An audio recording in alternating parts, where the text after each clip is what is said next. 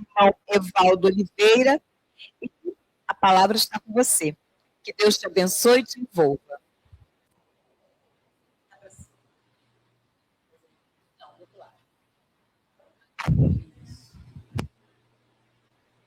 Que o olhar amoroso de Maria de Nazaré encontre abrigo nos nossos corações. Porque aprendi com uma benfeitora, Marlene Nobre, ela nos ensinou que a gente tem o hábito de falar que água mole, pedra dura, tanto bate até que fura. E ela falou que na espiritualidade ela aprendeu uma nova filosofia. Ela diz que as gotículas de amor de Jesus caindo na dureza dos nossos corações possa fazer um côncavo aonde essas gotas de amor permanecerão conosco. Porque as bênçãos de Jesus, o olhar amoroso de Maria é inquestionável. Porque Jesus não espera a gente merecer para ele nos amar. Maria não espera que nós compreendamos as palavras de Jesus para que ela se ache nossa mãe. Eu acho que já deu para perceber que eu sou fãzão de Maria. Mas sou mesmo. É um amor que a gente não consegue definir. Não é? Uma mulher que caminhou ao lado do mestre, e como diz o irmão que eu ouvi outro dia na internet, muita gente tem inveja de Maria, porque só ela pôde ouvir dos lábios de Jesus a palavra mãe. Mãe, minha mãe. Então é um amor que a gente ainda não compreende, porque o nosso amor é possessivo, às vezes castrador, não é? Porque nós ainda temos, muitas das vezes, a compreensão do aspecto lar, família, como um feudo. Na minha infância, era muito comum ouvir: a minha casa é meu castelo. Aí, querendo quebrar um galho, falava: e a mulher era a rainha. Porque na concepção da monarquia, a mulher, apesar de ser rainha, ela devia obediência ao rei. Graças a Deus está mudando. Graças a Deus.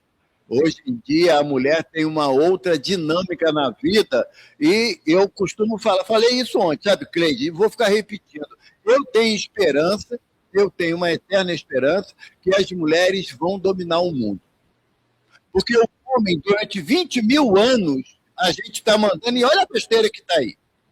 Então, a minha esperança, e eu contribuí para isso, que eu tenho 4 filhas biológicas e umas 15 filhas do coração, só menina.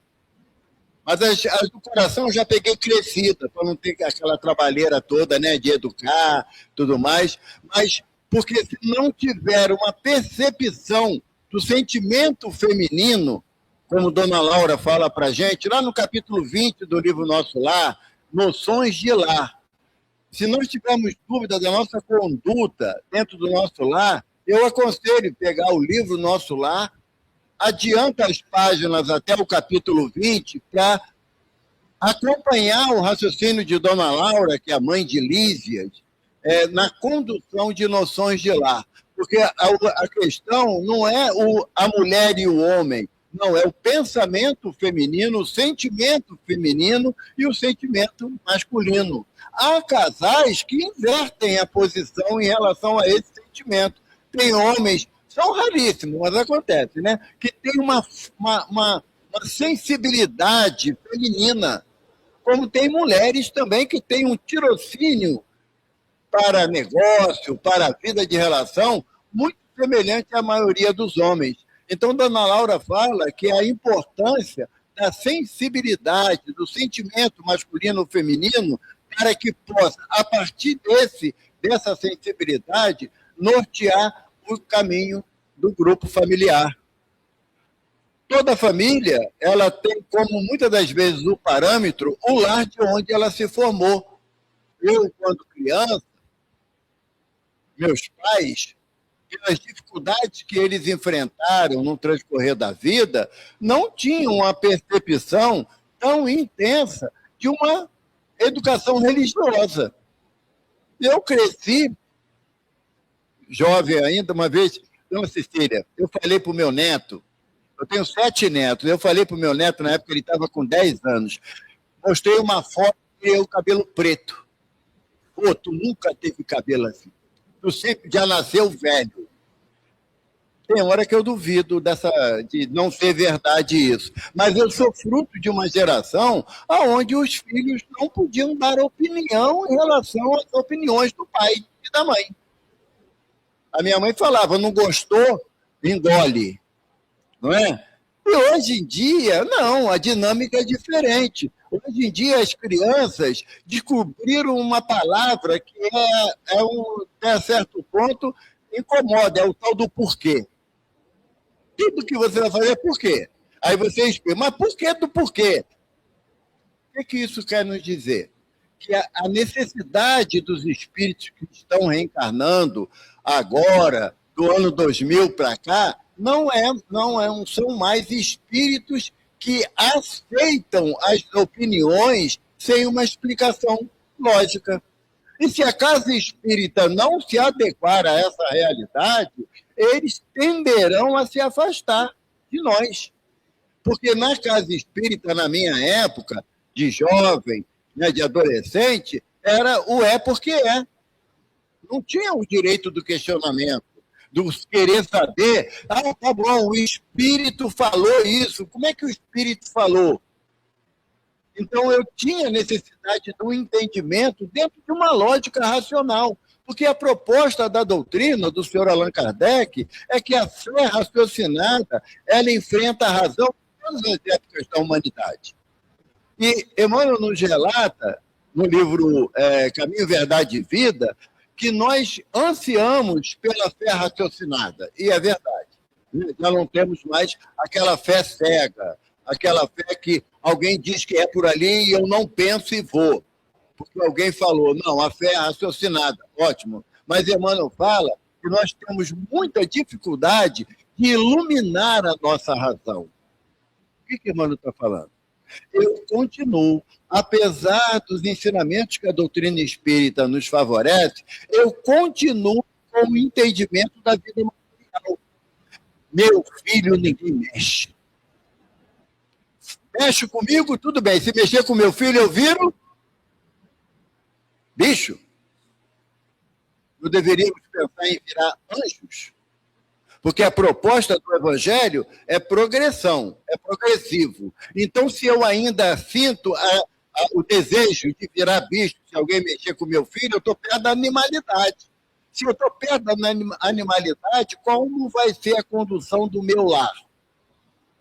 É pela imposição da vontade daqueles que estão à frente do lar. Hoje em dia, a sociedade já dá uma conformação diferente em relação ao lar. E nós temos que nos habituar a isso. Não adianta achar que o casamento dos homossexuais, as uniões homoafetivas, está errado, é um absurdo. Não. Eu continuo com a tecla, sabe, dona Cecília, que eu, por opção nessa existência, eu sou heterossexual, mas eu não tenho direito de legislar sobre a vida de ninguém. O que eu entendo é que se dois seres, e assim que os espíritos falam a Kardec, qual o objetivo do casamento? A união de dois seres. Não está lá no livro dos espíritos, homem e mulher.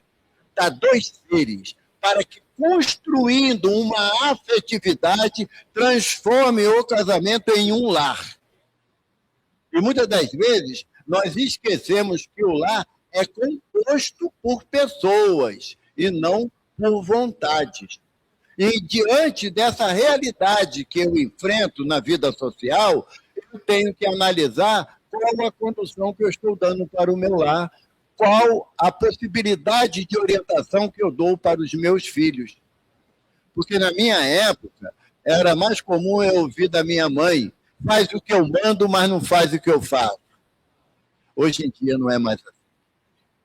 Hoje em dia, as crianças, os jovens, estão com uma percepção enorme em função do celular que eles têm na mão, que é um mundo, literalmente, na mão deles.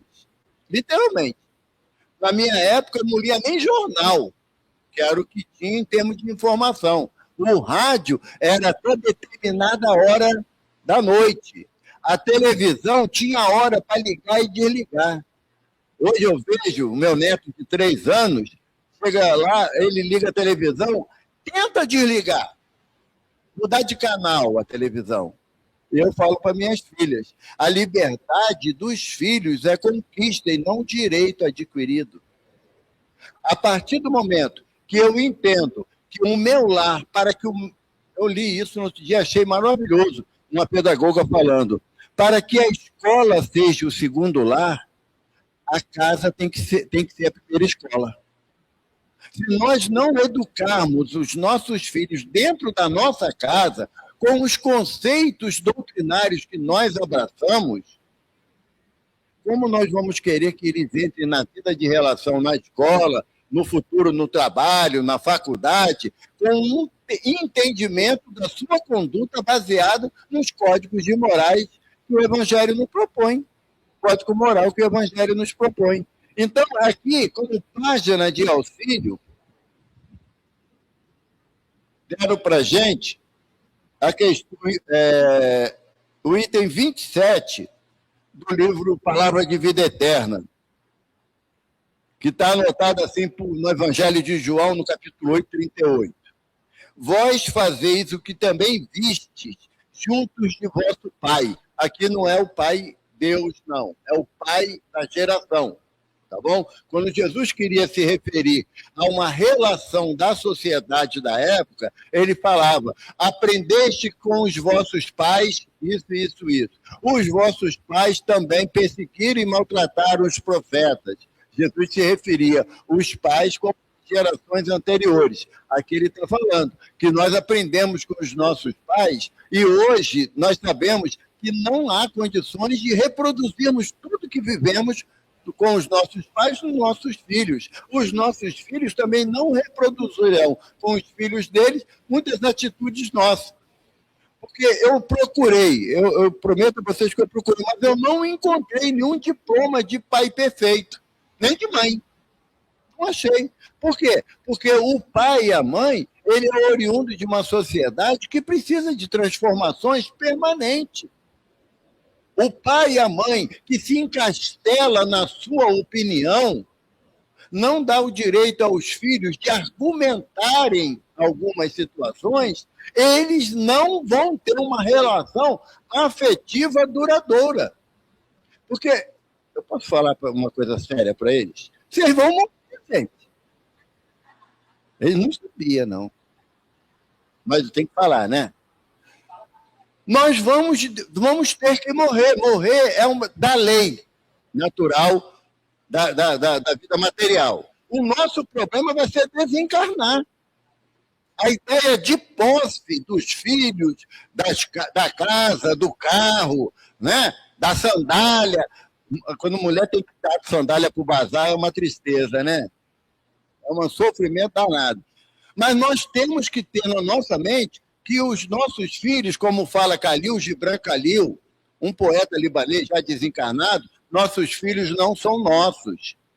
E nós, quando são pequenos, na tenra idade, há realmente uma dependência total de nosso cuidado.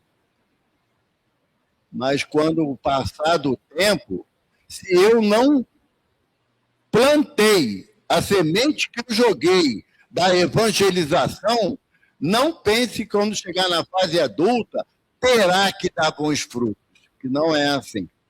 Caso não lembremos, nós estamos num plano de prova e expiação. Característica dos espíritos inferiores, está lá na 107 do Livro dos Espíritos.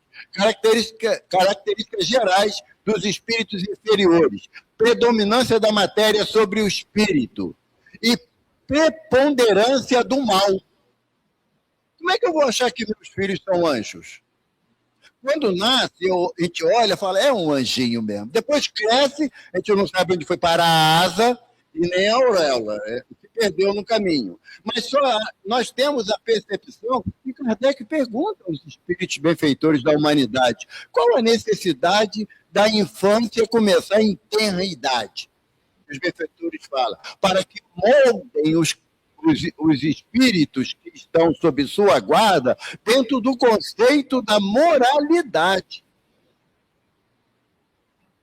E eu entendo que o meu filho, minha filha, não pode ouvir a palavra não, que vai traumatizar. Eu levava, era tamancada na cabeça, né? A minha mãe tinha uma mira, ela tinha GPS, o tamanco dela. Acertava a gente atrás da árvore. Não que eu diga que não há justificativa para a violência, realmente não há.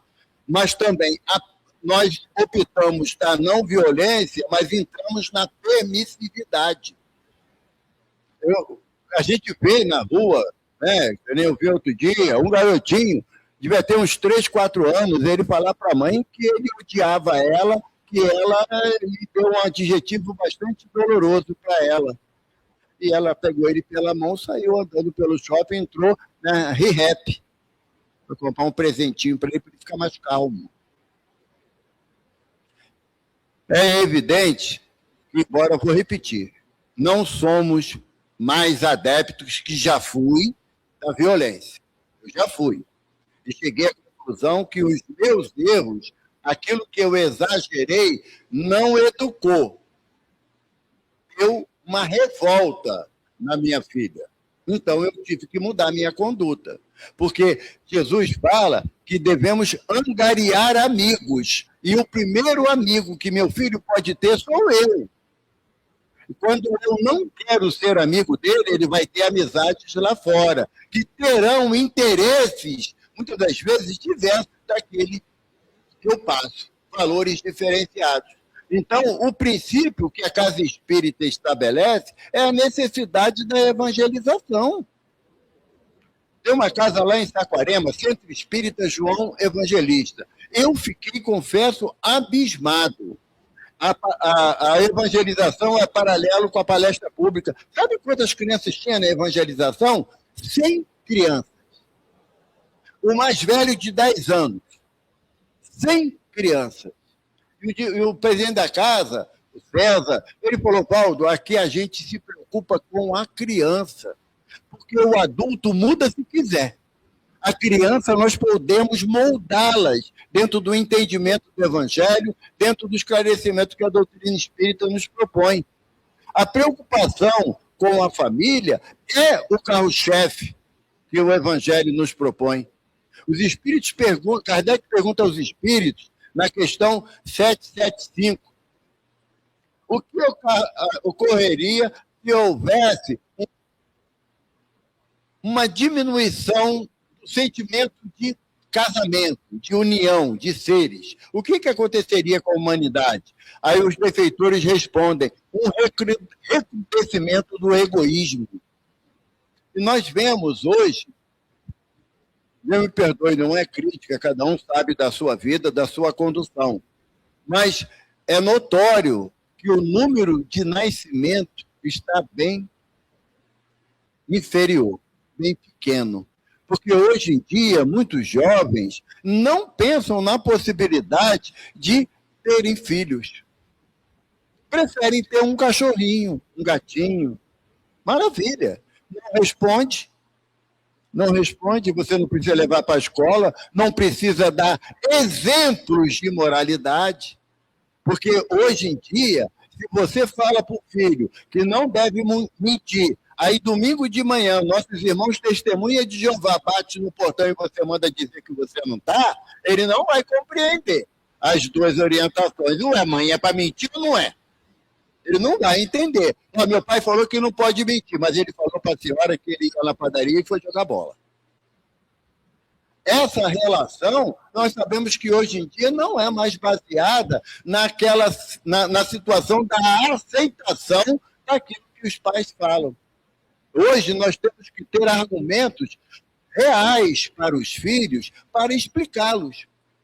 Na minha época, e muitos de nós vivenciamos isso, era o medo do bicho-papão, do homem do saco, lobisomem, vampiro, né?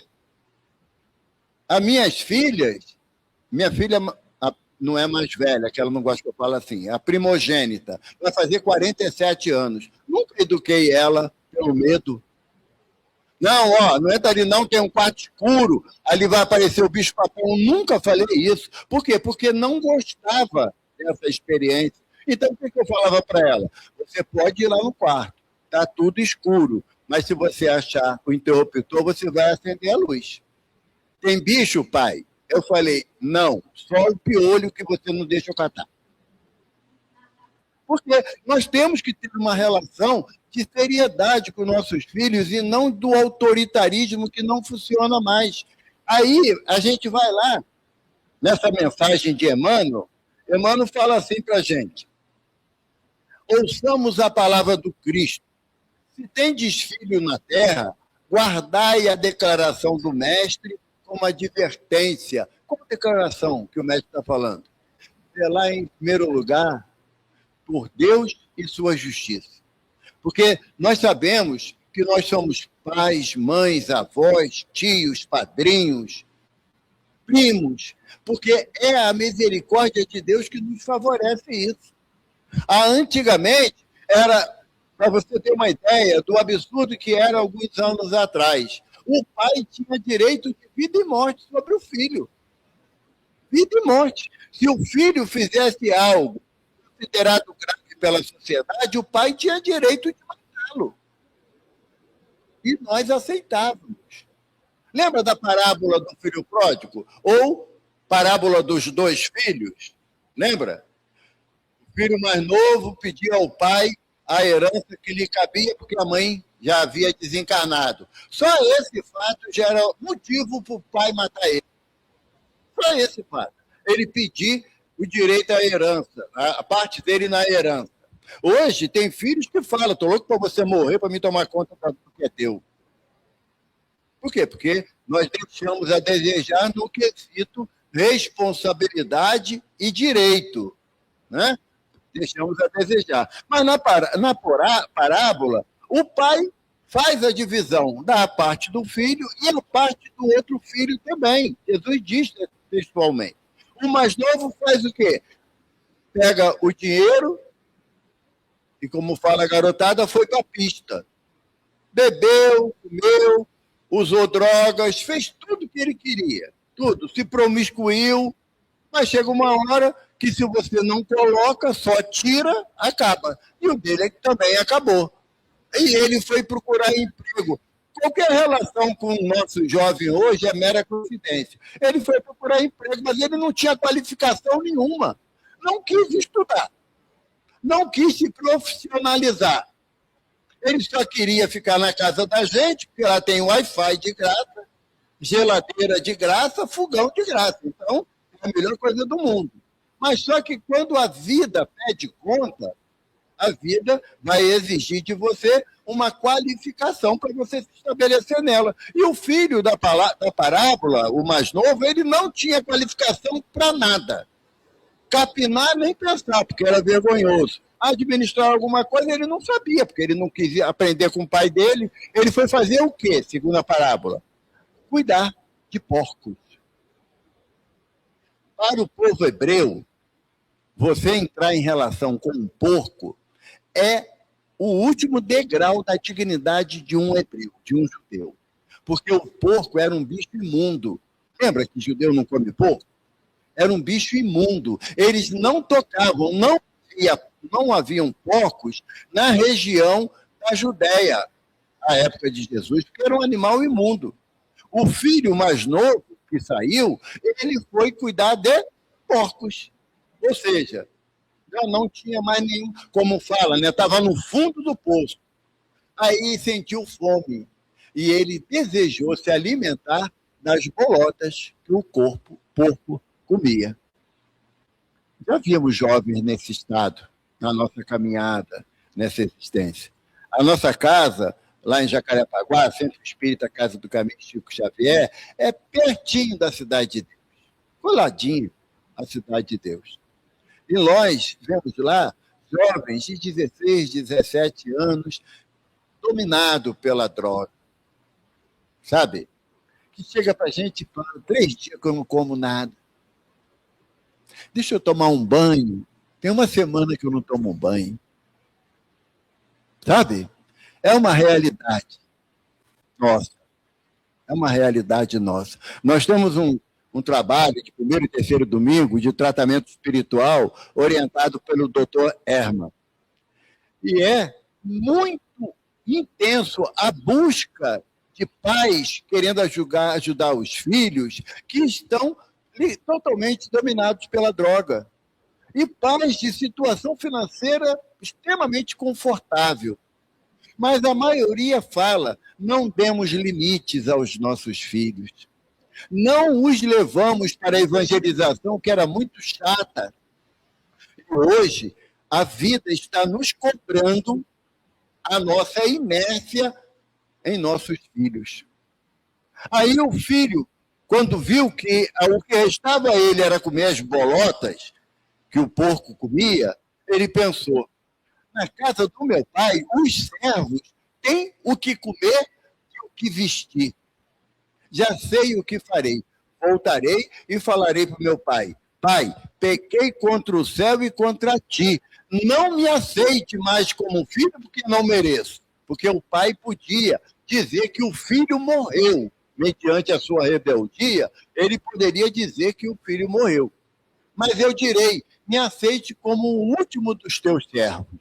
E voltarei. Voltou. Diz a parábola que o pai daquela família ficava todo dia olhando para o horizonte na esperança de ver o retorno do filho. E fala, Jesus, que ao divisar ao longe o filho, o pai saiu em correria para abraçar o filho. Sabe por que o pai fez isso, Cleide?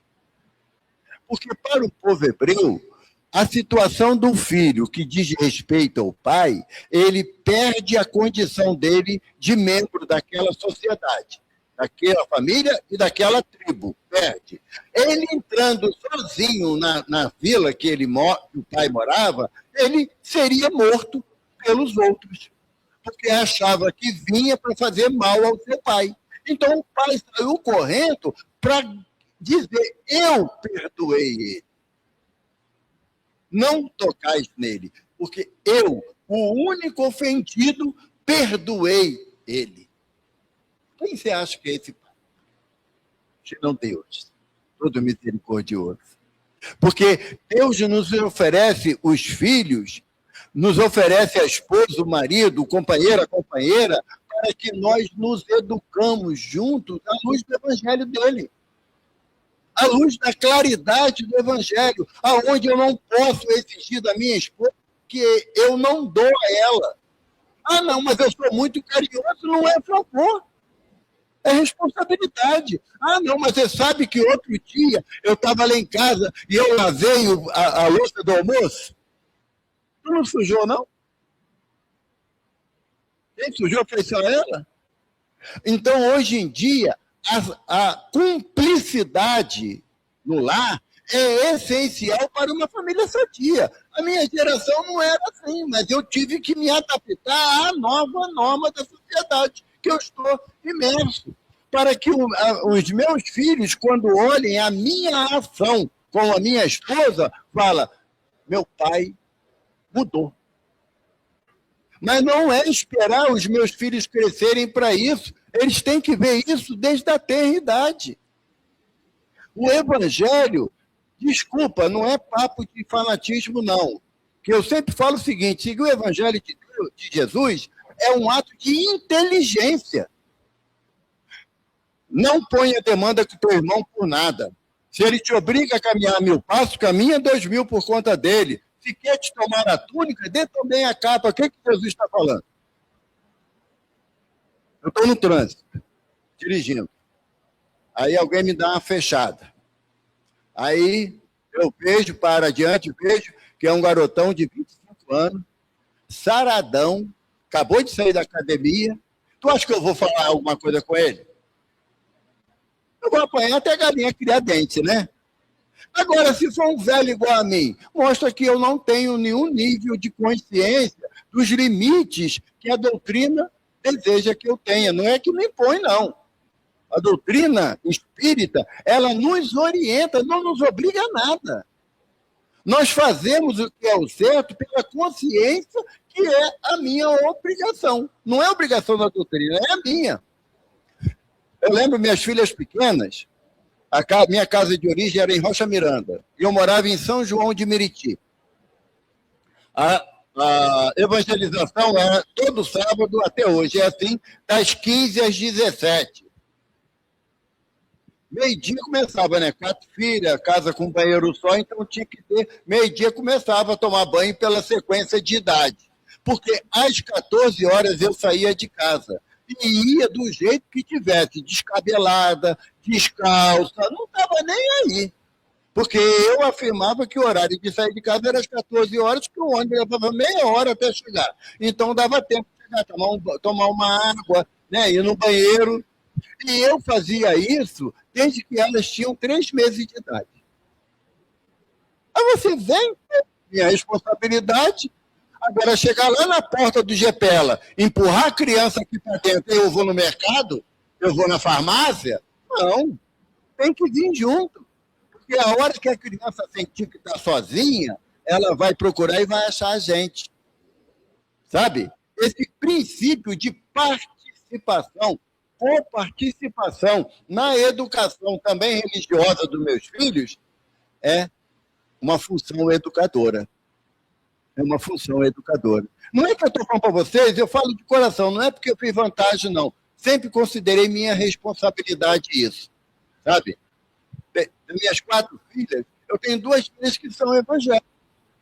Graças a Deus. Pelo menos estou dentro de uma orientação cristã séria, que se dedica mesmo do amor ao próximo. Não é querer dizer que a única porta que presta é o espiritismo. Uma senhora chegou perto do Chico, lá em Uberaba, falou assim: Chico, estou feliz não. Aí o Chico, não, por quê, minha irmã? É meu marido, Chico. Ah, minha filha, ele bebe? Não, Chico, Deus me livre. Não, nunca botou um copo de pinga na boca, não. Ah, ele é ignorante com a senhora, né? Ah, Chico, fala assim dele, não. É um homem bom, me trata com carinho. E as crianças são um excelente pai, Chico. Então por que você está triste? Porque ele não é espírita. Aí o Chico, minha filha, ele não precisa. Quem precisa da doutrina somos nós, indisciplinados, que precisamos de uma regra de conduta. Porque eu costumo dizer, e falo isso de consciência, se eu não fosse espírita, eu certamente já teria desencarnado. Sabe, aqueles pavio curto, sabe? Bateu, levou, não levo o desaforo para casa. Hoje eu levo e vida que segue. Vida que segue. Porque se alguém faz uma ignorância comigo, o problema é de quem fez a ignorância, não é meu. Sabe? E aí a gente acha que as meninas acham que é a supermulher e os homens super-homem. Mas só que não tem peito de aço, não. Nós não temos estrutura para enfrentar determinadas situações da sociedade apenas pela nossa condição física, não. A orientação de Jesus nunca fez tanto sentido para o Evaldo que nem hoje, com quase 70 anos. Se teu irmão te injuria, te calunia, deseja o seu mal, ora a Deus por ele.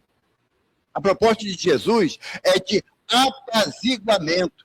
Porque se meus filhos me verem sendo apaziguados, pacificados, eles vão me ter como exemplo. Agora, se eu sou tempo quente, o que eu estou ensinando para eles? Que a vida se resolve no braço. No livro Jesus no Lar, de Neio Lúcio, psicografia do Chico, na introdução, Emmanuel fala assim: quando o evangelho penetra o lar, o coração abre mais facilmente a porta ao mestre divino.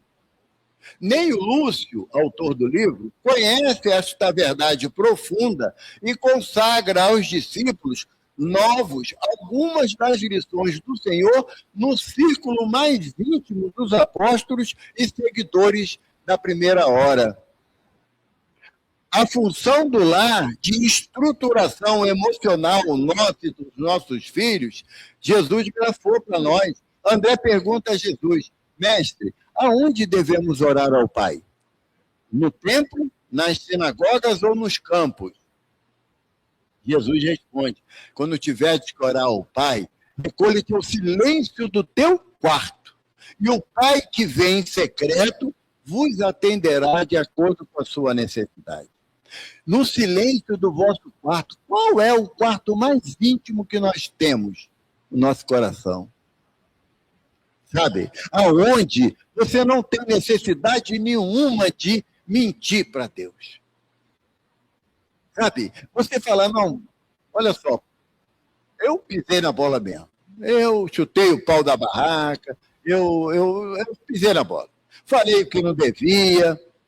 E agora? Não adianta nós homens, né? Não adianta comprar presentinho para a esposa, não. Tem que chegar lá e pedir desculpa. Pedir desculpa. É uma palavra difícil para homem, sabe? Gagueja, sabe? Quase que fica vermelho querendo falar. Mas tem que chegar, porque tem homem que faz assim, faz uma ignorância danada, aí chega em casa com um buquê de flores, uma caixa de bombom. Tem mulher que não vai jogar o bombom em cima de tu. Não vai aceitar, não. Então, é o princípio que da reciprocidade, porque quando elas erram com a gente, elas pedem desculpa, não tem vergonha, não. É incrível, né? A gente não podia aprender com elas. Não é tão fácil? Toda casa espírita que eu vou, Cleide, eu fico com vergonha de falar, porque tem tão poucos homens, né? Porque nós não queremos aprender ao comportamento familiar com a esposa que a gente tem. Não é que toda esposa seja um anjo de cantora, não. Tem algumas que são realmente, né? Aquelas que coisa ruim amassou com o rabo. Tem mulher que Deus me perdoe. Mas não é a maioria. A maioria das pessoas difíceis de lidar somos nós. Em relação aos filhos, se a criança desenvolve bem, puxou o pai. Se tem defeito, é da mãe. Como é que pode ir? Se os dois têm a responsabilidade de orientar, de educar e de evangelizar os filhos. Os dois têm essa responsabilidade. Ah, Valdo, não, mas o meu marido foi embora, eu sou sozinha. Glória a Deus. Deus confiou a você a tarefa de fazer 2 em 1. 2 em 1. Vamos lá para o outro trecho do Jesus no Lar. Uma coisa que a gente acha que não é necessário, não. O culto cristão no lar. Olha que Jesus fala. Assim também é o lar diante do mundo. O berço doméstico é a primeira escola e o primeiro templo da alma. A casa do homem é a legítima exportadora de caracteres para a vida comum. Se o negociante seleciona a mercadoria, se o marceneiro não consegue fazer um barco sem afeiçoar a madeira aos seus propósitos, como esperar uma comunidade segura e tranquila sem que o lar se aperfeiçoe? Sem que o lar se aperfeiçoe. Eu não sei se aqui alguém já teve a oportunidade de fazer visita a presídio. Aqui. No complexo aqui do presídio. Você viu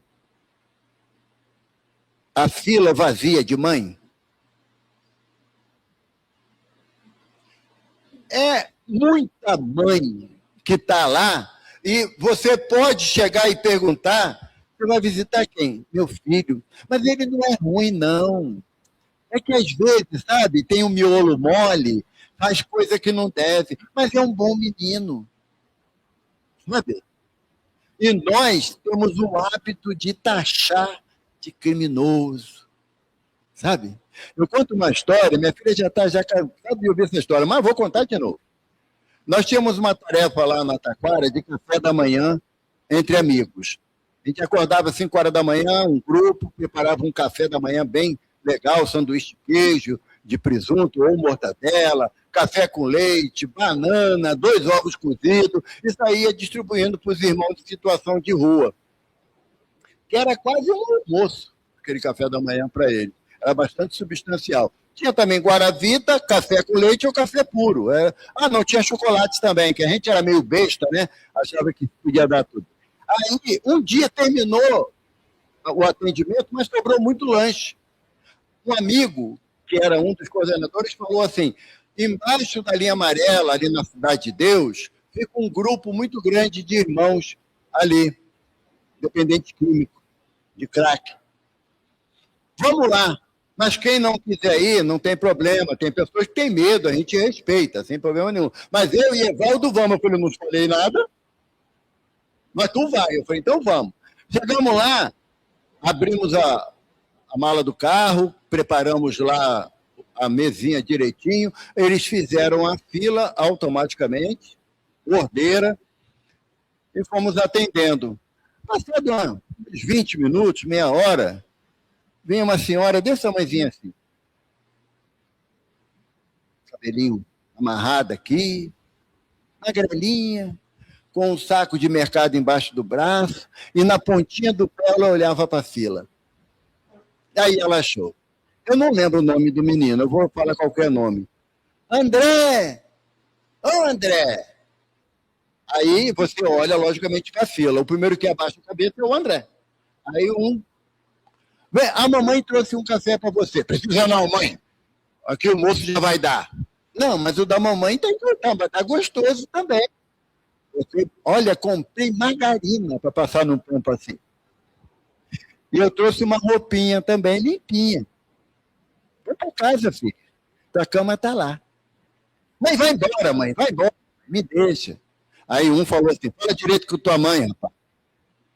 Aí ele pegou, obedeceu. Foi lá, pegou a sacola, a mãe beijou ele, o bichinho estava necessitado de um banho. E mais necessitado de roupa limpa. Mas ela beijou ele 2 vezes no rosto. Você tem coragem de chamar o filho dela de cracudo na frente dela? Fala a verdade. Tem coragem? Se fosse teu filho, você aceitaria que chamasse ele de cracudo? Que não presta para nada? Nós temos filhos, temos netos. Não podemos afirmar que não passaremos por essa dolorosa experiência. Para tanto, eu tenho a responsabilidade de evangelizar meu filho, meu neto, meu sobrinho. Eu tenho essa responsabilidade. Ele tem que entrar na minha casa, o meu filho, o meu familiar tem que entrar na minha casa e saber que a minha casa aplica-se o evangelho do Mestre como Jesus nos orienta. Não é figura de linguagem. Porque lá em Deuteronômio, Provérbios de Salomão, educa a criança e não punirás o adulto. Em outro momento, Salomão fala, lembra-te do teu Criador nos dias da tua mocidade, para que quando vem a velhice, não diga que nela não tem contentamento. Quando você chega dentro da casa espírita, numa reunião festiva, e você olha com alegria e vê teu filho, teu neto sentado participando da reunião. Gente, não tem mega sena que resolva a nossa felicidade. Mas quantas vezes nós vemos pais chegar e falar assim, não, mas eu não trago para evangelização, porque é muito chato para criança, sabe? Eu estudo a semana toda. Chato é você ver seu filho se desviar pelo turbilhão de oportunidades que a vida oferece. Nós temos muito poucos a dar aos nossos filhos. Nós temos a aplicação do evangelho na minha vida. Não adianta eu trazer livros e mais livros para dentro da minha casa se aquele livro ele não redunda em uma aplicação dos conceitos que ali estão.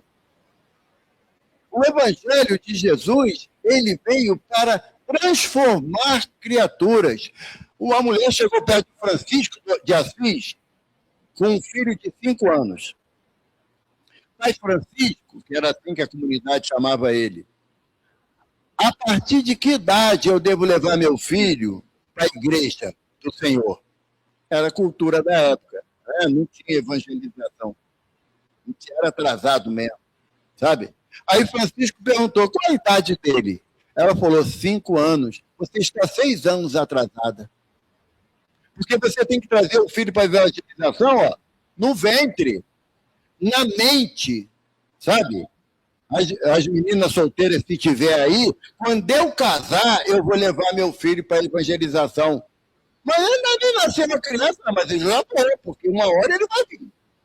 Uma hora ele vai vir. Porque a evangelização, pode ter certeza, gente, pode ter certeza, é o maior presente que você pode dar para o seu filho. E é um presente daqueles inextinguível. Tem um palestrante chamado Rossandro Klinger. Ele é muito conhecido, tem doutorado em psicologia, e ele falou que uma paciente dele ligou para ele e falou assim: Rossandro, minha filha me ligou lá da Espanha. Aí o Rossandro falou assim: ué, mas não era filho? Era, Rossandro, mas aí entendeu que não é mais menino, agora é menina, e se agora o nome não é mais Renato, é Renata, ela está lá na Espanha. E eu fiz uma pergunta para ela: filha, você ficou chateada porque a mamãe te obrigava a ir para a evangelização e para a mocidade espírita? Aí a filha falou: mãe, por várias vezes eu te odiei por isso. Mas, quando eu cheguei aqui na Espanha, eu comecei a receber tanto maus tratos por ser imigrante, que inúmeras vezes me deu vontade de matar alguém. Mas aí eu lembrava do nosso lar de André Luiz, que aprendi na mocidade, que ia lá para um umbral, sofrer igual um danado, eu desistia da ideia. Valeu a pena ou não valeu? Uma mãe chegou perto de mim, uns 15 dias atrás, e falou assim: eu dou graças a Deus de ter levado meu filho para a evangelização, porque ele suicidou. Mas como eu sei que ele não morreu, as minhas preces vão alcançar ele. Olha a visão. Porque você vai pensar numa possibilidade de algum sofrimento mais grave para o teu filho? Não. Mas é um espírito, em prova e expiação igual a gente, com fragilidades emocionais. Sabe? Tem uma família, eu gosto de falar, mas não é para ostentar, não, mas de uma condição financeira muito elevada. E a menina tem esquizofrenia. Terminou a faculdade, mas não consegue trabalhar, porque as vozes são incessantes na mente dela.